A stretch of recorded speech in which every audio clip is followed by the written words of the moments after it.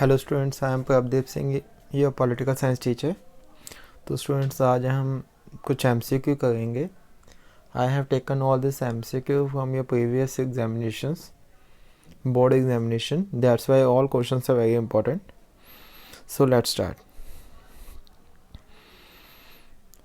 First question is, name the political leaders of USSR and USA during the cold war.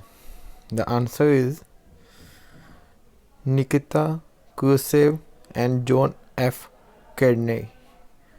जो निकिता है, that is the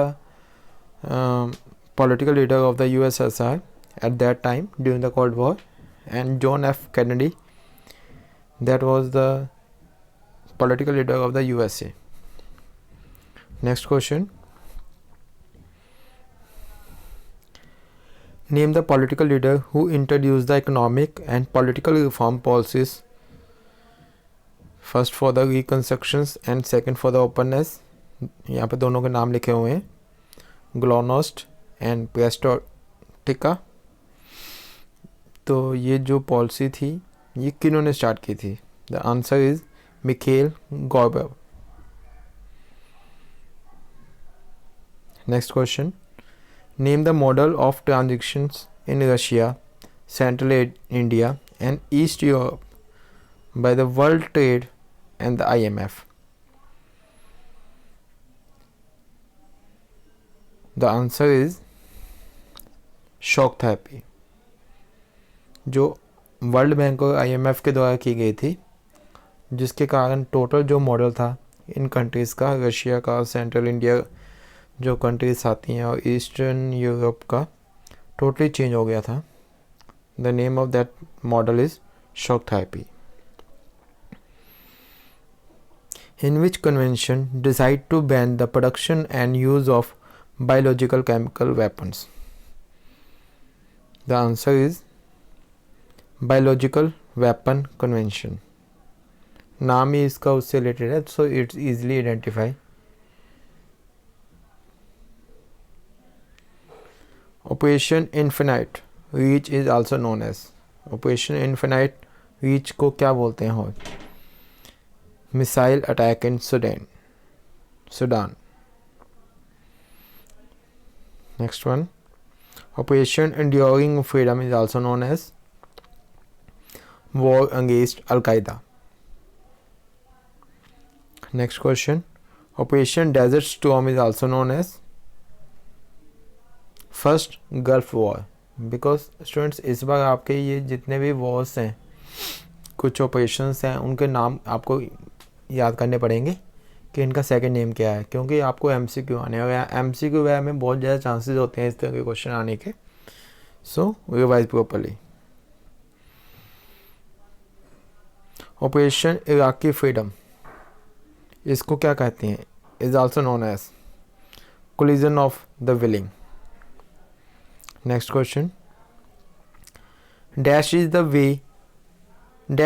the form of interaction that is informal, operation and non-confrontationist. The answer is ASEAN. Next question. Who are the members of SAARC? SAARC की कौन कौन सी country members हैं? The answers are total 8 countries हैं। Afghanistan, Bangladesh, Bhutan, India, Maldives, Nepal, Pakistan and Sri Lanka. ये याद रखनी है, टोटल 8 कंट्रीज मेंबर्स हैं, उनके नेम याद करने हैं। मैं स्टूडेंट्स इस वीडियो में ज़्यादा एक्सप्लेन नहीं कर रहा हूँ, क्योंकि मेरी मेन कोशिश ये है कि मैक्सिमम क्वेश्चन आपको रिवाइज करवा पाऊँ। अगर आप पेपर में जाने से पहले भी एक बार वीडियो देख लेते हैं तो होप है इसमें से कुछ 2-3 क्वेश्चन आपको पक्का मिल जाएंगे। Who is the Secretary General of UN? Antonio Guterres.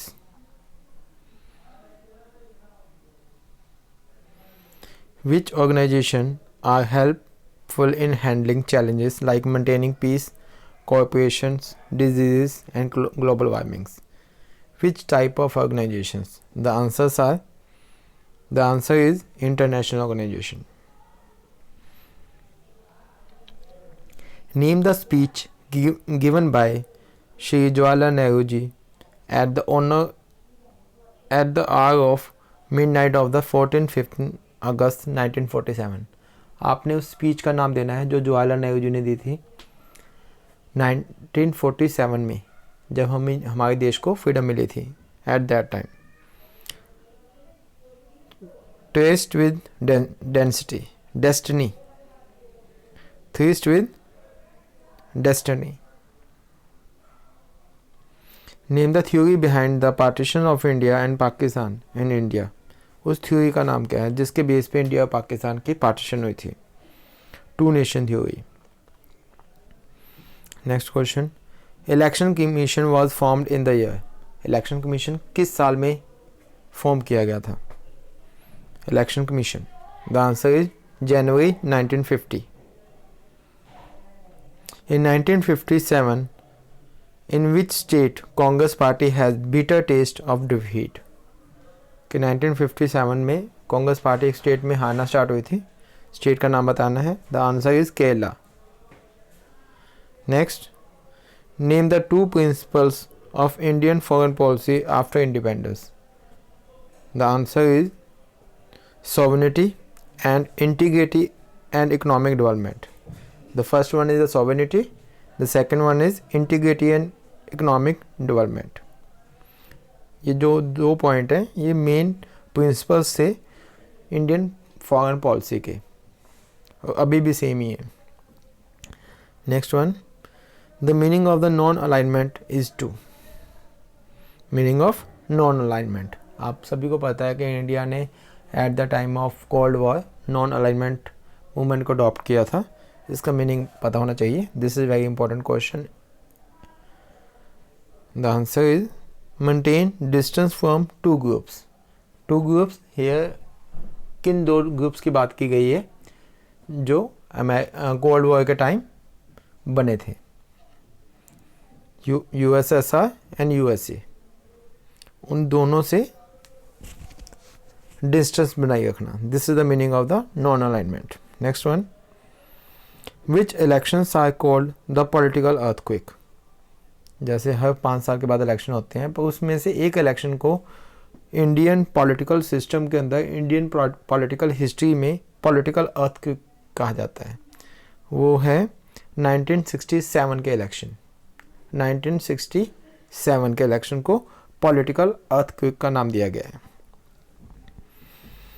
Syndicate means, syndicate कौन थे? Opposition within the Congress. Congress party के बीच में ही उनके कुछ ओपोनेंट्स थे which are not in the favour of the Congress. जो भी काम करते हैं वो कांग्रेस के फेवर में नहीं करते थे, उनको सिंडिकेट को कहा जाता है।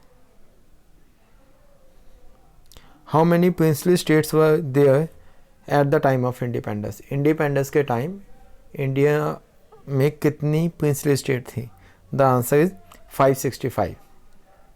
565 प्रिंसली स्टेट थी जिनको बाद में इंडिया के साथ जोड़ा गया। The influence of Arab spring could also seen in.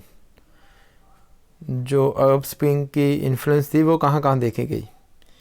Yemen, Bahrain, Libya and Syria. In countries में भी अरब स्प्रिंग की जो इन्फ्लुएंस है वो देखी गई। Next one, the state reorganisation committee was appointed in the year. आप सभी को पता है कि स्टेट रीऑर्गेनाइजेशन कमेटी बनाई गई थी जिसके तहत इंडिया में अलग अलग स्टेट्स बनाई गई on the basis of language. तो वो किस साल में कमेटी अपॉइंट की गई? द आंसर इज 1953 में। 1953 में स्टेट रीऑर्गेनाइजेशन कमेटी बनी थी। आफ्टर दैट 1956 में फर्स्ट जो स्टेट बनी थी on the basis of language. What was the ideology of the Soviet political system. आप सभी को पता है कि सोवियत पॉलिटिकल सिस्टम की जो आइडियोलॉजी थी that was socialism and communism. और अगर मैं बात करूं USA की, उनकी थी capitalism, socialism and communism. Next one, why did the two super power try to control the smaller nations during the cold war?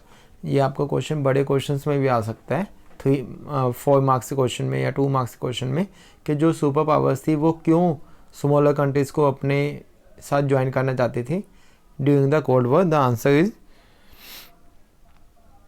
To expand the area, क्योंकि वो अपने एरिया को एक्सपेंड करना चाहते थे। To establish the military bases, क्योंकि कई बार उनको छोटी छोटी कंट्रीज़ की हेल्प लेनी पड़ती थी वहाँ पे अपने मिलिट्री बेसिस लगाने के लिए। जैसे आपने देखा होगा क्यूबन मिसाइल क्राइसिस के टाइम पे यूएसए के पास बिल्कुल यूएसएसआर ने अपनी मिसाइल बेस बनाई थी, लाइक दैट। और cooperate with the small nation to show majority, अपनी पावर दिखाने के लिए कि हमारे साथ इतनी कंट्रीज़ हैं, इसलिए वो छोटी छोटी कंट्रीज़ को, स्मॉलर कंट्रीज़ को अपने साथ मिलाना चाहते थे during the cold war. Next question, where is the headquarter of the UNESCO? UNESCO का हेड क्वार्टर कहाँ है? पेरिस, फ्रांस में है। फ्रांस की कैपिटल का नाम पेरिस है, जहाँ पे यूनेस्को का हेड क्वार्टर है। स्टूडेंट्स, आपको जितने भी ये मेन इंटरनेशनल ऑर्गेनाइजेशन है लाइक WHO, WTO, कुछ के हमने यहाँ इस वीडियो के अंदर डिस्कस भी किए हुए हैं, सभी के आपको हेड क्वार्टर और ईयर ऑफ एस्टेब्लिशमेंट याद होने चाहिए। दीज आर वेरी इंपॉर्टेंट, और ये पेपर में आने में हमेशा 1-2 क्वेश्चन इसमें से मिलते हैं। इस बार सिलेबस भी कम है तो थोड़ा सा आपको इनमें से आने के चांसेस ज़्यादा हैं। Next question, in which period Bangladesh was the part of Pakistan? जैसे आपको पता है कि 1947 में पाकिस्तान सेपरेट हुआ था, तो बांग्लादेश को पाकिस्तान का पार्ट बनाया गया था 1947 से लेके 71 तक। 71 को वॉर हुई थी और उसके बाद बांग्लादेश सेपरेट हुआ, इंडिपेंडेंट हुआ from the Pakistan side. Next question, who was the first vice chairman of NITI आयोग? नीति आयोग के चेयरमैन की बात करें तो वो हमेशा प्राइम मिनिस्टर होते हैं। अगर वाइस प्रेसिडेंट चेयरमैन की बात करें तो वो सेपरेट होंगे। जो फर्स्ट वाइस चेयरमैन की बात करें वो थे अरविंद पेनागेरिया। ठीक है, अरविंद नाम आप याद रखिए, इट्स इजी टू रिमेंबर, तो आपने इसको इजीली याद करके करना है, क्योंकि आपको मैक्सिमम MCQ आने हैं, तो MCQ में चूज़ करने के लिए आपको ईजी हो जाएगा। बहुत इंपॉर्टेंट क्वेश्चन है। Next question, the headquarter of WHO, क्योंकि इस बार कोरोना का सिस्टम चल रहा है तो WHO बहुत ज़्यादा हाईलाइट है और पेपर में आने के भी बहुत ज़्यादा चांसेस है, फाइनल पेपर में आने के। तो इसका है जिनेवा, स्विट्ज़रलैंड में WHO का head quarter. Next question, in 2019 election how many seats were occupied by the BJP and Congress? BJP को कितनी सीट्स मिली थी और कांग्रेस को? क्योंकि इस बार आपके कुछ करंट क्वेश्चंस भी आने हैं, करंट नॉलेज में से, तो वहाँ पे अगर हमारा जो लास्ट चैप्टर है डेवलपमेंट वाला, उसमें से ये क्वेश्चन काफ़ी इंपॉर्टेंट आता है। 2019 में कितनी सीट्स ऑक्यूपाइड की थी BJP और कांग्रेस ने? BJP ने 303 एंड कांग्रेस ने 52। Next question, where did India remove barriers investment in India? In which year? When did India remove the barriers from investment in India? Like India ने प्राइवेटाइजेशन और globalisation कब start की थी इंडिया में, किस ईयर में? The answer is 1991। ये स्टूडेंट्स आपने याद रखना है कि 1991 में इंडिया ने LPG पॉलिसी को अडॉप्ट किया था, लिबरलाइजेशन, प्राइवेटाइजेशन एंड ग्लोबलाइजेशन। ठीक है, अगर हम बात करें अपनी इंडस्ट्री की इन्वेस्टमेंट के लिए, फॉरेन डायरेक्ट इन्वेस्टमेंट, वो इसी साल में स्टार्ट हुई थी सभी की। ये ईयर काफ़ी इंपॉर्टेंट है, 1991। Next question, the European union was formed in which year? किस ईयर के अंदर फॉर्म की गई थी? द आंसर इज 1992 के अंदर EU को फॉर्म किया गया था। Next question, in which year UNESCO was establish? पहले हमने किया था यूनिसेफ, अब हम कर रहे हैं यूनेस्को। यूनेस्को कब एस्टैब्लिश हुई थी? 4 नवंबर 1946 में यूनेस्को को एस्टैब्लिश किया गया था। Next, in which year did PM Narendra Modi announce regarded the abolition of the planning commission? कि किस साल में नरेंद्र मोदी जी ने प्लानिंग कमीशन को अबॉलिश करके उसकी जगह पे नीति आयोग लेके आए थे? वो जो हमारा ईयर था दैट इज़ 15 अगस्त 2015 में। 2014 में नरेंद्र मोदी जी फर्स्ट टाइम जीते थे और प्राइम मिनिस्टर बने थे, और आफ्टर 1 ईयर 2015 में इन्होंने 15 अगस्त इंडिपेंडेंस डे वाले दिन इन्होंने प्लानिंग कमीशन को अबॉलिश करके उसकी जगह पे नीति आयोग को लाए। Next, operation desert storm was launched in which year? Operation desert storm किस साल में लॉन्च किया गया था? Answer is 1990। The answer is 1990। Next one, how many countries are the member of UNICEF? UNICEF के कितने कंट्रीज मेंबर्स हैं? The answer is 193। 193 countries हैं जो यूनिसेफ की मेंबर्स हैं। Who appoint the vice chairman of NITI Aayog? जैसे कि आपको पता है, पहले हमने नीति आयोग का अरविंद, जो मिस्टर अरविंद थे वो इसके फर्स्ट चेयरमैन थे, ठीक है। तो फर्स्ट वाइस चेयरमैन थे, क्योंकि चेयरमैन तो हमेशा पीएम होगा, ठीक है, अकॉर्डिंग टू सिस्टम। तो कौन अपॉइंट करता है वाइस चेयरमैन को? इनको अपॉइंट करते हैं the prime minister of India. जो भी उस टाइम का प्राइम मिनिस्टर होगा वो जो वाइस प्रेसिडेंट है उसको सिलेक्ट करेगा, अपॉइंट करेगा। Next one, which leader is known as the symbol of the restoration of democracy in India after independence? ये जाता है जयप्रकाश नारायण जी को, जिनको हम सिंबल मानते हैं कि उन्होंने दोबारा से इंडिया के अंदर डेमोक्रेसी को रिस्टोरेशन करने का काम किया, ठीक है। तो ये इनके टाइम पे जाता है। Next one, who was the co founder of the NAM from India? जैसे कि नैम के बारे में सभी को पता है, नॉन अलाइनमेंट मूवमेंट, उनका इंडिया की तरफ से को फाउंडर कौन था? इसका करेक्ट आंसर है श्री जवाहरलाल नेहरू जी, जिनको को फाउंडर कहा जाता है नैम का फ्रॉम द इंडिया साइड। कई बार पेपर में क्या करते हैं वो, जवाहरलाल नेहरू जी के साथ महात्मा गांधी, लाल बहादुर शास्त्री जी, वल्लभ भाई पटेल, इस तरह से अलग अलग उन्होंने ऑप्शन दिए होते हैं। तो इनमें से जो जवाहरलाल नेहरू जी थे वो को फाउंडर थे नैम के। What does the 12 star of European flag symbolize?